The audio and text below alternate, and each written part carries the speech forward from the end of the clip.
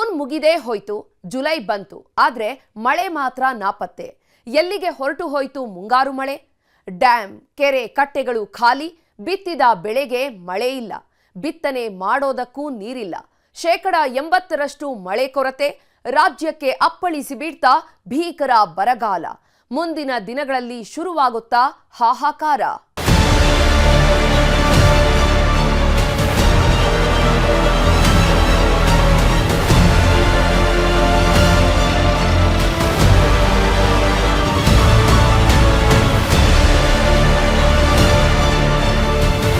ನಾಲ್ಕೈದು ದಿವಸಲೇ ಒಂದು ಟ್ಯಾಂಕರ್ ನೀರು ಬಿರ್ಬೇಕಾಗ್ತೈತೆ. ಈಗ ಟ್ಯಾಂಕರ್ ರೇಟ್ ನೋಡ್ರಿ ಒಂದು 1000 ರೂಪಾಯಿ ಆಗೈತ್ರಿ. ಈಗ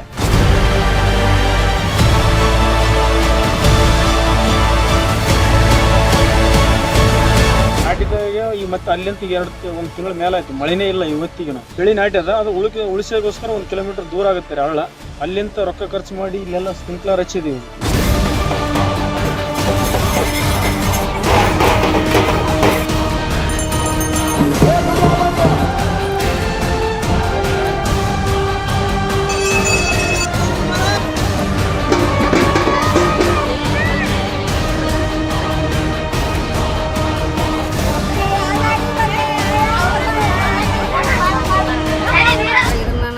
ಮಾಡಿ ಬದುಕಿಸಂದು ನಾವೇನೋ ಫಲ ತಕ್ಕರೋಣ ಅಂತ ಟ್ಯಾಂಕರ್ಲಿ ಹೊಡಿತೀವಿ ನೀರು.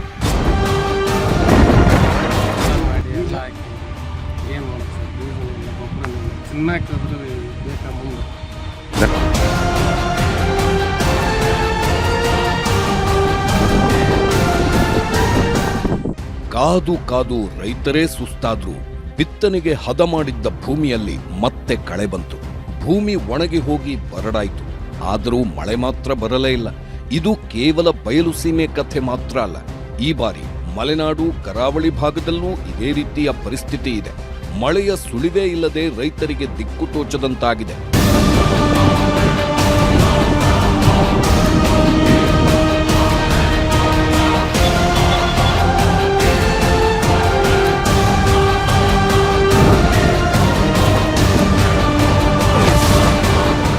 ಜೂನ್ನಲ್ಲಿ 80% ಮಳೆ ಕೊರತೆ, ಪ್ರಮುಖ ಜಲಾಶಯಗಳೇ ಖಾಲಿ. ಬಿತ್ತನೆಗೆ ಮಳೆ ಇಲ್ಲ, ಬೆಳೆಗೆ ನೀರಿಲ್ಲ, ಮುಂಗಾರು ಮಳೆಯ ಸುಳಿವೇ ಇಲ್ಲ. ಈ ಬಾರಿ ಸಮರ್ಪಕ ಮಳೆ ಆಗಲ್ವಾ? ಬರಗಾಲ ರಾಜ್ಯವನ್ನ ಕಾಡಲಿದೆಯಾ? ಮುಂಗಾರು ಮಳೆ ಆರಂಭವಾಗಿ ವಾರಗಳೇ ಕಳೆದು ಹೋಗಿವೆ. ಇಷ್ಟೊತ್ತಿಗಾಗಲೇ ಎಲ್ಲಾ ಕಡೆ ಮಳೆ ಆರ್ಭಟ ಶುರುವಾಗಬೇಕಿತ್ತು. ಹಳ್ಳ ಕೊಳ್ಳಗಳು ತುಂಬಿ ಹೋಗಿ ಜನರು ಮಳೆ ಕಷ್ಟಗಳನ್ನ ಅನುಭವಿಸ್ತಾ ಇದ್ರು. ಅಣೆಕಟ್ಟುಗಳು ತುಂಬಿ ರೈತರ ಮೊಗದಲ್ಲಿ ನಗು ತರಬೇಕಿತ್ತು. ಈಗಾಗಲೇ ರೈತರು ಒಂದು ಸುತ್ತಿನ ಬಿತ್ತನೆಯನ್ನ ಮಾಡಿ ಮುಗಿಸಿರ್ತಾ ಇದ್ರು. ಆದ್ರೆ ಅದೇನೂ ಆಗಿಲ್ಲ. ಮುಂಗಾರು ಎಂಟ್ರಿ ಕೊಟ್ಟು 30 ದಿನಗಳು ಆಗ್ತಾ ಇದ್ರೂ ಮಳೆಯ ಸುಳಿವೇ ಇಲ್ಲ. ರಾಜ್ಯದಲ್ಲಿ ಬರದ ಛಾಯೆ ಆವರಿಸಿಕೊಂಡಿದೆ.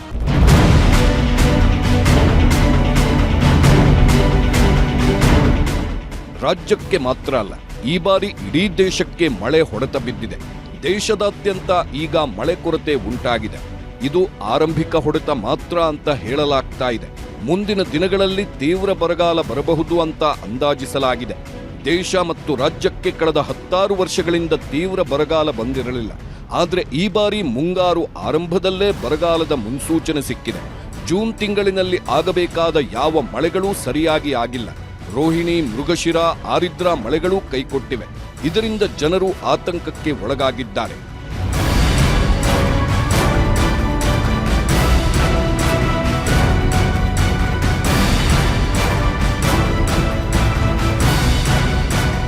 ಕಳೆದ ವರ್ಷ ಇಷ್ಟೊತ್ತಿಗಾಗಲೇ ರಾಜ್ಯದಲ್ಲಿ ವರುಣಾರ್ಭಟ ಶುರುವಾಗಿತ್ತು. ರಾಜ್ಯದ ಎಲ್ಲಾ ಜಿಲ್ಲೆಗಳಲ್ಲೂ ಮಳೆ ಅಬ್ಬರಿಸಿ ಬೊಬ್ಬಿರಿತಾ ಇತ್ತು.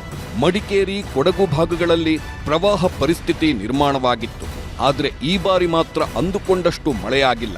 ಕೆಲವು ಜಿಲ್ಲೆಗಳಲ್ಲಿ ಮಳೆಯ ಸುಳಿವೇ ಇಲ್ಲ. ಅಲ್ಲಲ್ಲಿ ಅಲ್ಪ ಪ್ರಮಾಣದ ಮಳೆ ಬಿದ್ದು ಸುಮ್ಮನಾಗಿದ್ದು ಬಿಟ್ರೆ ಭೂಮಿ ನೆನೆಯುವಂತಹ, ಬಿತ್ತನೆ ಮಾಡುವಂತಹ ಮಳೆ ಆಗಲೇ ಇಲ್ಲ. ಇದರಿಂದ ರೈತರು ತಲೆ ಮೇಲೆ ಕೈ ಹೊತ್ತು ಕೂರುವಂತಾಗಿದೆ.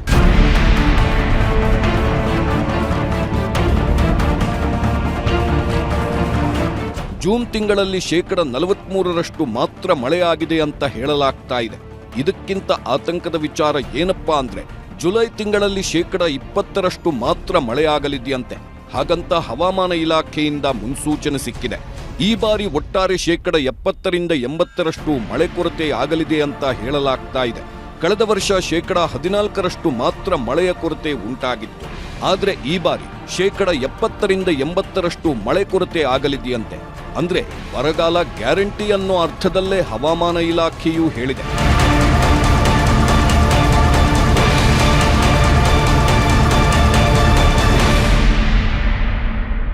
ಕೃಷಿ ಇಲಾಖೆ ಸಂಗ್ರಹಿಸಿದ ಜಿಲ್ಲಾವಾರು ದತ್ತಾಂಶದ ಪ್ರಕಾರ ರಾಜ್ಯದ 31 ಜಿಲ್ಲೆಗಳಲ್ಲಿ 16ಕ್ಕೂ ಹೆಚ್ಚು ಜಿಲ್ಲೆಗಳು ಈ ಮಾನ್ಸೂನ್ನಲ್ಲಿ ಸಾಮಾನ್ಯ ಮಳೆಯ 50%ಕ್ಕಿಂತ ಕಡಿಮೆ ಮಳೆಯನ್ನ ಪಡೆದಿವೆ. ವಿಶೇಷವಾಗಿ ಹೆಚ್ಚಿನ ಮಳೆಯಾಗುವ ಶಿವಮೊಗ್ಗ, ಕೊಡಗು, ದಕ್ಷಿಣ ಕನ್ನಡ ಮತ್ತು ಚಿಕ್ಕಮಗಳೂರಿನಲ್ಲಿ ತೀವ್ರ ಮಳೆ ಕೊರತೆ ಕಾಣಿಸಿದೆ. ಇಲ್ಲಿ ಮಳೆ ಸಾಮಾನ್ಯ ಮಟ್ಟಕ್ಕಿಂತ 40%ಕ್ಕಿಂತ ಕಡಿಮೆಯಾಗಿದೆ. ಇದರಿಂದ ರಾಜ್ಯದ ಜಲಾಶಯ, ಅಣೆಕಟ್ಟುಗಳು ಬರಿದಾಗ್ತಿವೆ. ಅಲ್ಪ ಸ್ವಲ್ಪ ಮಳೆಗೆ ಬಿತ್ತನೆ ಮಾಡಿದ್ದ ರೈತರೂ ಸಹ ಈಗ ನೀರು ಇಲ್ಲದೆ ಕಂಗಾಲಾಗಿದ್ದಾರೆ.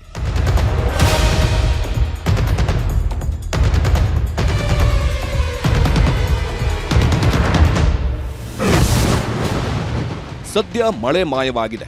ಕರಾವಳಿ ಕರ್ನಾಟಕದಲ್ಲಿ 54% ಮಳೆ ಕೊರತೆ ಉಂಟಾಗಿದ್ರೆ ಮಲೆನಾಡು ಭಾಗದಲ್ಲಿ 50% ಮಳೆ ಕೊರತೆ ಆಗಿದೆ.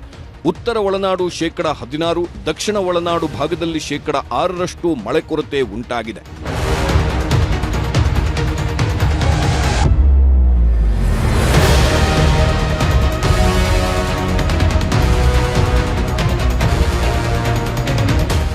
ಈ ಬಾರಿ ಒಟ್ಟಾರೆ ಮಳೆ ಸಾಮಾನ್ಯ ಮಟ್ಟಕ್ಕಿಂತ 40% ಕಡಿಮೆಯಾಗಿದೆ.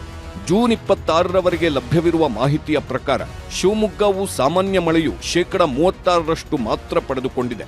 ಕೊಡಗು ಜಿಲ್ಲೆಯಲ್ಲಿ 39% ಮಳೆ ದಾಖಲಾಗಿದೆ. ಚಿಕ್ಕಮಗಳೂರು ಮತ್ತು ದಕ್ಷಿಣ ಕನ್ನಡ ಜಿಲ್ಲೆಗಳು 60% ಮಳೆ ಕೊರತೆಯನ್ನ ಎದುರಿಸಿವೆ. ಜೂನ್ 26ರ ವೇಳೆಗೆ ದಕ್ಷಿಣ ಕನ್ನಡದಲ್ಲಿ ವಾಡಿಕೆಯಂತೆ 766 ಮಿಲಿಮೀಟರ್ ಮಳೆಯಾಗಬೇಕಿತ್ತು. ಆದರೆ ಕೇವಲ 306 ಮಿಲಿಮೀಟರ್ ಮಳೆಯಾಗಿದೆ. ಚಿಕ್ಕಮಗಳೂರಿನಲ್ಲಿ 264 ಮಿಲಿಮೀಟರ್ ಆಗಬೇಕಿತ್ತು. ಆದರೆ ಅರ್ಧಕ್ಕೆ ಅರ್ಧದಷ್ಟು ಕಡಿಮೆ ಮಳೆಯಾಗಿದೆ.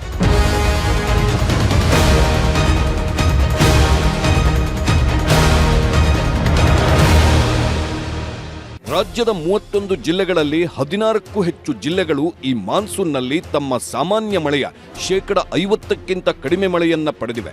ಅಂದ್ರೆ 50% ಮಳೆ ಕೊರತೆಯನ್ನ ಅನುಭವಿಸಿವೆ. ಹವಾಮಾನ ಇಲಾಖೆ ಮಾಹಿತಿ ಪ್ರಕಾರ ಜೂನ್ 5ರಂದೇ ರಾಜ್ಯದ ನಾನಾ ಭಾಗಗಳಿಗೆ ಮುಂಗಾರು ಪ್ರವೇಶಿಸಿದೆ. ಆದರೆ ಎಲ್ಲೂ ಸಹ ಉತ್ತಮ ಮಳೆ ಆಗಿಲ್ಲ. ಭಾರತದಲ್ಲಿ ನೈಋತ್ಯ ಮುಂಗಾರು ಮಾರುತಗಳು ಆರಂಭದಲ್ಲಿ ಭರವಸೆ ಮೂಡಿಸಿದರೂ ಈಗ ದಿಢೀರನೆ ದುರ್ಬಲಗೊಂಡಿವೆ. ಇದು ಹವಾಮಾನ ತಜ್ಞರಲ್ಲಿ ಮತ್ತು ರೈತಾಪಿ ವರ್ಗದಲ್ಲಿ ಆತಂಕ ಮೂಡಿಸಿದೆ. ದಕ್ಷಿಣ ಮತ್ತು ಮಧ್ಯ ಭಾರತದತ್ತ ಮುಂಗಾರು ಪ್ರವೇಶಿಸಿದ ಕೆಲವೇ ದಿನಗಳಲ್ಲಿ ಮಳೆ ಚಟುವಟಿಕೆ ಸಂಪೂರ್ಣ ಕುಸಿದಿದೆ. ಮುಂಗಾರಿನ ಯಾವ ಮಳೆ ನಕ್ಷತ್ರಗಳು ರೈತರ ಮೇಲೆ ಕರುಣೆ ತೋರಿಸಿಲ್ಲ. ಇದರಿಂದ ಆತಂಕಗೊಂಡಿರೋ ರೈತರು ಮಳೆಗಾಗಿ ದೇವರ ಮೊರೆ ಹೋಗಿದ್ದಾರೆ. ವಿಶಿಷ್ಟ ಪದ್ಧತಿಗಳನ್ನೆಲ್ಲ ಆಚರಣೆ ಮಾಡ್ತಾ ಇದ್ದಾರೆ.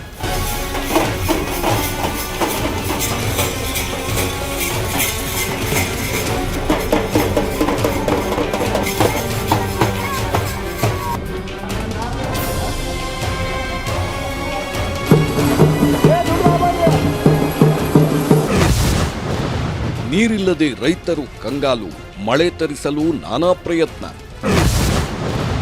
ಕತ್ತೆ ಕಪ್ಪೆಗಳ ಮದುವೆ ಮಾಡಿ ವಿಶೇಷ ಪೂಜೆ ಸಲ್ಲಿಸಿದ ಜನರು. ದೇಶದ ಎಲ್ಲಾ ಭಾಗಗಳಲ್ಲೂ ರೈತರು ಮುಂಗಾರು ಮಳೆಯನ್ನೇ ಕಾಯ್ತಾ ಇರ್ತಾರೆ. ಮುಂಗಾರು ಮೊದಲ ವಾರದಲ್ಲೇ ಅದ್ಭುತ ಮಳೆ ಸುರಿಸುತ್ತೆ. ಅದು ಬಿತ್ತನೆ ಮಾಡುವ ಸಮಯ. ಆದರೆ ಈ ಬಾರಿ ಮುಂಗಾರು ಮಳೆ ಬಿತ್ತನೆ ಮಾಡುವ ಲೆವೆಲ್ಗೆ ಆಗಿಲ್ಲ. ರೈತರು ಬಿತ್ತನೆ ಮಾಡುವುದಕ್ಕೆ ಕಾದು ಕೂತರೂ ಯಾವುದೇ ಪ್ರಯೋಜನ ಆಗಿಲ್ಲ. ಭೂಮಿ ನೆನೆಯುವಂತಹ ಮಳೆ ಬೀಳಲೇ ಇಲ್ಲ. ಇದರಿಂದ ಈ ಬಾರಿ ಬಿತ್ತನೆಯಲ್ಲೇ ಏರುಪೇರಾಗಿದೆ. ಸಾಕಷ್ಟು ರೈತರು ಬಿತ್ತನೆ ಮಾಡಿಯೇ ಇಲ್ಲ. ಇದರಿಂದ ಆಹಾರ ಉತ್ಪಾದನೆಯ ಮೇಲೂ ಪರಿಣಾಮ ಬೀರಬಹುದು ಅಂತ ಹೇಳಲಾಗ್ತಾ ಇದೆ.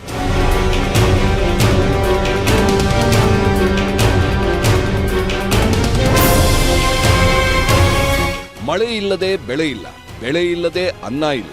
ರಾಜ್ಯದಲ್ಲಿ ಸಾಕಷ್ಟು ರೈತರು ಮಳೆ ನಂಬಿಕೊಂಡೇ ಬಿತ್ತನೆಗಳನ್ನ ಮಾಡ್ತಾರೆ. ಆದರೆ ಈಗ ರಾಜ್ಯದಲ್ಲಿ ಮುಂಗಾರು ಮಳೆ ಆರಂಭದಲ್ಲೇ ಕೈಕೊಟ್ಟಿದೆ. ಮಳೆ ಇಲ್ಲದೆ ರೈತರು ಕಂಗಾಲಾಗಿದ್ದಾರೆ. ಕೊಪ್ಪಳದಲ್ಲಿ ಮುಂಗಾರು ಬಿತ್ತನೆಯ ಸಂದರ್ಭದಲ್ಲೇ ಮಳೆ ಕೊರತೆ ಉಂಟಾಗಿದ್ದು ವಾಡಿಕೆಗಿಂತ 33% ಮಳೆ ಕೊರತೆಯಾಗಿದೆ. ಕೊಪ್ಪಳ ಹಾಗೂ ಗಂಗಾವತಿ ತಾಲೂಕಿನಲ್ಲಿ 43ರಿಂದ 72% ಮಳೆ ಕೊರತೆಯಾಗಿದೆ. ಮಳೆ ನಂಬಿ ಬಿತ್ತನೆ ಮಾಡಿದ ರೈತರು ಈಗ ಚಿಂತೆಗೀಡಾಗಿದ್ದು ಬರಪೀಡಿತ ಜಿಲ್ಲೆ ಎಂದು ಘೋಷಿಸಲು ರೈತರು ಆಗ್ರಹಿಸಿದ್ದಾರೆ.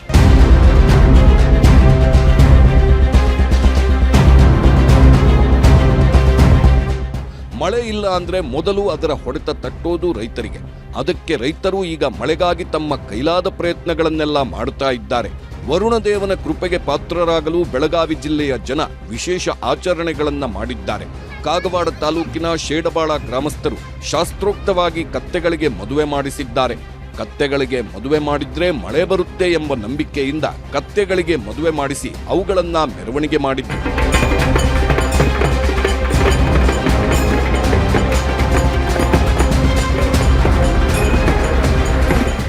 ನೀವು ಈ ದೃಶ್ಯಗಳಲ್ಲಿ ನೋಡಬಹುದು. ಗ್ರಾಮಸ್ಥರೆಲ್ಲ ಒಂದು ಕಡೆ ಸೇರಿದ್ದಾರೆ.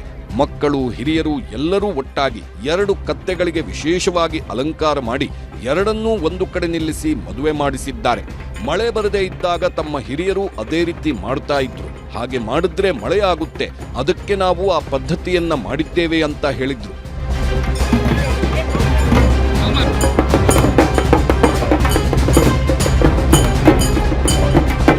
ಮೈಸೂರು ಜಿಲ್ಲೆಯಲ್ಲೂ ಈ ಬಾರಿ ಸರಿಯಾಗಿ ಮಳೆಯಾಗಿಲ್ಲ.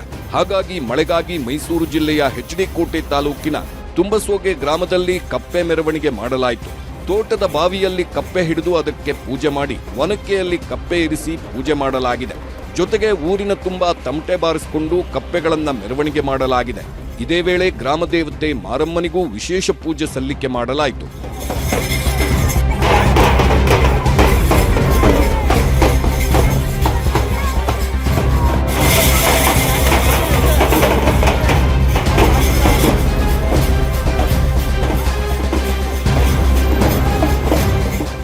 ನೀವು ನೋಡಬಹುದು, ಚಿಕ್ಕ ಚಿಕ್ಕ ಮಕ್ಕಳಿಗೆ ಸೊಪ್ಪನ್ನ ಕಟ್ಟಿ ಅವರ ಮೇಲೆ ನೀರನ್ನ ಸುರಿಯಲಾಗ್ತಾ ಇದೆ. ನಂತರ ತಮಟೆ ಬಡಿದುಕೊಂಡು ಮೆರವಣಿಗೆ ಮಾಡಿದ್ದಾರೆ. ಮಳೆ ಬರದೇ ಇದ್ದಾಗ ಹಳ್ಳಿಗಳಲ್ಲಿ ಇಂತಹ ಹಲವು ಸಂಪ್ರದಾಯಗಳನ್ನ ಪಾಲಿಸ್ತಾರೆ. ವರುಣನ ಕೃಪೆಗೆ ಪಾತ್ರರಾಗಲು ಈ ರೀತಿಯ ಪೂಜೆ ಪುನಸ್ಕಾರಗಳನ್ನ ಮಾಡುತ್ತಾ ಇದ್ದಾರೆ. ದಿನದಿಂದ ದಿನಕ್ಕೆ ಮಳೆ ದೂರ ಹೋಗ್ತಾ ಇದ್ದು ಮುಂದಿನ ದಿನಗಳಲ್ಲೂ ಮಳೆ ಬರದೇ ಇದ್ರೆ ಕುಡಿಯುವ ನೀರಿಗೂ ಕಷ್ಟ ಆಗಬಹುದು ಅಂತ ಜನರು ಭಯಪಡ್ತಾ ಇದ್ದಾರೆ.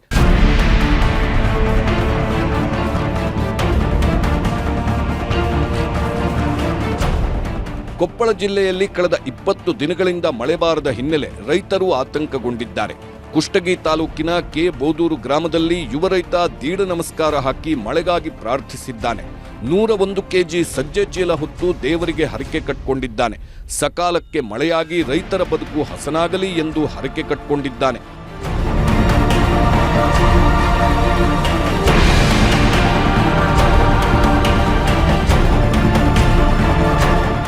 ಉತ್ತರ ಕರ್ನಾಟಕ ಭಾಗದಲ್ಲಿ ಮಳೆ ಕೊರತೆ ಹೆಚ್ಚಾಗಿದೆ. ವರುಣನ ಕೃಪೆ ಇಲ್ಲದೆ ಬೆಳೆಗಳು ಸೊರಗುತ್ತಿದೆ.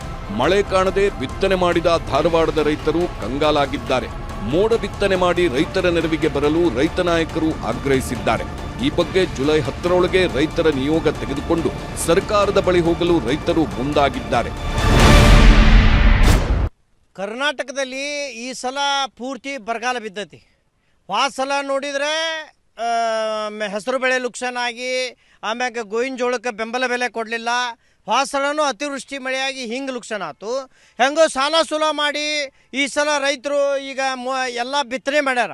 ಆದರೆ ಇದನ್ನ ಬಂದಿಲ್ಲ, ಮಳಿನ ಬರವಲ್ದು. ಹೀಗಾಗಿ ಇಷ್ಟರೊಳಗೆ ಮೋಡ ಬಿತ್ತನೆ ಆಗಬೇಕಾಗಿತ್ತು. ರಾಜ್ಯ ಸರ್ಕಾರ ಇಷ್ಟರೊಳಗೆ ಮೋಡ ಬಿತ್ತನೆ ಮಾಡಿದ್ರೆ ರೈತರಿಗೆ ಅನುಕೂಲ ಆಕಿತ್ತು. ಈಗ ಅಲ್ಲಿ ಸಾಲ ತೊಗೊಂಡ್ರೆ ರೈತರ ಒದ್ದಾಡಕತ್ತಾನ್ರಿ.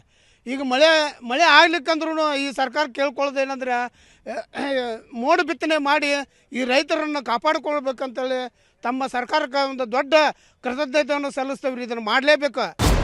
ರಾಜ್ಯದಲ್ಲಿ 16ಕ್ಕೂ ಹೆಚ್ಚು ಜಿಲ್ಲೆಗಳಲ್ಲಿ ಬರ ಪರಿಸ್ಥಿತಿ ಉಂಟಾಗಿದೆ. ಕೆರೆ ಕಟ್ಟೆಗಳಲ್ಲಿ ನೀರು ಖಾಲಿಯಾಗ್ತಾ ಇದೆ. ಈ ಹಿನ್ನೆಲೆ ದಾವಣಗೆರೆಯಲ್ಲಿ ಉಸ್ತುವಾರಿ ಸಚಿವ ಕೆಜೆ ಜಾರ್ಜ್ ಸಭೆ ನಡೆಸಿದ್ರು. ಜಿಲ್ಲಾ ಮಟ್ಟದ ಅಧಿಕಾರಿಗಳ ಜೊತೆ ಜಿಲ್ಲಾ ಪಂಚಾಯತ್ ಸಭಾಂಗಣದಲ್ಲಿ ಸಭೆ ಮಾಡಿದ್ರು. ಕುಡಿಯುವ ನೀರು, ದನಕರುಗಳಿಗೆ ಮೇವಿನ ಕೊರತೆ ಆಗದಂತೆ ಅಧಿಕಾರಿಗಳಿಗೆ ಸೂಚನೆ ನೀಡಲಾಯಿತು. ಸಭೆಯಲ್ಲಿ ಶಾಸಕರಾದ ಎಸ್ ಮಲ್ಲಿಕಾರ್ಜುನ, ಸಮರ್ಥ ಶಾಮನೂರು, ಬಸವಂತಪ್ಪ, ಶಾಂತನಗೌಡ, ಶಿವಗಂಗಾ ಬಸವರಾಜ್, ಬಿಜೆಪಿ ಶಾಸಕ ಬಿಪಿ ಹರೀಶ್ ಭಾಗಿಯಾಗಿದ್ದರು. ಇತ್ತ ಬಾಗಲಕೋಟೆಯಲ್ಲೂ ಉಸ್ತುವಾರಿ ಸಚಿವ ಎಂಬಿ ಪಾಟೀಲ್ ವಿಪತ್ತು ನಿರ್ವಹಣಾ ಪ್ರಾಧಿಕಾರ ಸಭೆ ಮಾಡಿದ್ರು. ಮುಂಗಾರು ಮಳೆ ಕೊರತೆ ಹಿನ್ನೆಲೆ ಬರ ಪರಿಸ್ಥಿತಿ ನಿರ್ವಹಣೆ ಕುರಿತು ಅಧಿಕಾರಿಗಳ ಜೊತೆ ಚರ್ಚೆ ನಡೆಸಿದ್ರು. ಕುಡಿಯುವ ನೀರು, ಮೇವು ಸೇರಿದಂತೆ ವಿವಿಧ ವಿಷಯಗಳ ಬಗ್ಗೆ ಮಾಹಿತಿ ಸಂಗ್ರಹಿಸಿದ್ರು. ಬರ ನಿರ್ವಹಣೆ ಸಭೆ ವೇಳೆ ಸಚಿವ ಎಂಬಿ ಪಾಟೀಲ್ ಅಧಿಕಾರಿಗಳನ್ನ ತರಾಟೆಗೆ ತೆಗೆದುಕೊಂಡ್ರು. ಅಧಿಕಾರಿಗಳು ಫೋನ್ ರಿಸೀವ್ ಮಾಡಲ್ಲ ಎಂದು ಶಾಸಕ ಉಮೇಶ್ ಮೇಟಿ ಹೇಳಿದ್ರು. ಶಾಸಕರ ಮಾತಿಗೆ ಧ್ವನಿಗೂಡಿಸಿದ ಸಚಿವ ಎಂಬಿ ಪಾಟೀಲ್ ತರಾಟೆಗೆ ತೆಗೆದುಕೊಂಡ್ರು. ಈ ನಡೆ ಸರಿಯಲ್ಲ, ಫೋನ್ ಮಾಡಿ ಸಮಸ್ಯೆಗೆ ಸ್ಪಂದಿಸದಿದ್ರೆ ನಾನು ಸಹಿಸಲ್ಲ, ಕುಡಿಯುವ ನೀರಿನ ವ್ಯವಸ್ಥೆ ಕುರಿತು ಸುದೀರ್ಘ ಚರ್ಚೆ ಮಾಡಬೇಕು ಎಂದ್ರು.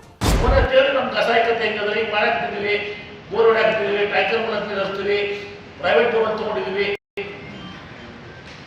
ಹೇಳ್ಬೇಕಲ್ಲ. ಫೋನ್ ಎತ್ತಕ್ಕಿಲ್ಲಂದ್ರೇನು ಫೋನ್ ಎತ್ತಲಿಕ್ಕಂದ್ರೆ ಭಾಳ ಸೀರಿಯಸ್ ಆಗಿ ತಗೋತೀವಿ. ಎಲ್ಲರ ಮೇಲೆ ಉದ್ಯೋಗ ಮಾಡೋಣ. ಯಾರು ಅಂಥವ್ರದೇ ಫೋನ್ ಎತ್ತಾರಂಥವ್ರು ದಯವಿಟ್ಟು ಫೋನ್ ಎತ್ತಬೇಕು.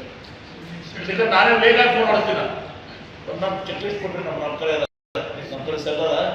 ನೀವು ಮೂವ್ ಮಾಡಿ ಸಂತೋಷ ಫೋನ್ ನಂಬರ್ಸ್ ತಗೋ, ಬೇಗ ನಂಬರ್ಸ್ಗಳು ಫೋನ್ ಹೊಡೆದು ಯಾರ ತಗೊಂಡು.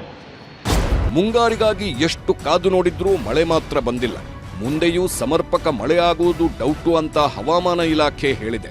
ಇದರಿಂದ ಆತಂಕಗೊಂಡಿರೋ ರೈತರು ತಮ್ಮ ಜಿಲ್ಲೆಗಳನ್ನ ಬರಗಾಲ ಪೀಡಿತ ಅಂತ ಘೋಷಿಸಬೇಕು ಅಂತ ಒತ್ತಾಯ ಮಾಡ್ತಾ ಇದ್ದಾರೆ. ಈಗ ಅರ್ಧದಷ್ಟು ಜಿಲ್ಲೆಗಳು ಬರಗಾಲವನ್ನ ನೋಡ್ತಾ ಇದ್ದು, ಜುಲೈ ತಿಂಗಳಿನಲ್ಲೂ ಮಳೆಯಾಗದೇ ಇದ್ರೆ ಇಡೀ ರಾಜ್ಯ ಬರಗಾಲ ಪೀಡಿತವಾಗುವ ಸಾಧ್ಯತೆ ಇದೆ.